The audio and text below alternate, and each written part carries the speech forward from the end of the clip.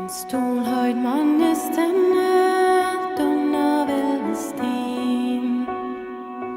Den var hovedpande og skyer dødningben. Der så man heller troede, han var hun ved mod fod. Mod isen lå at skue, han underløbet blod.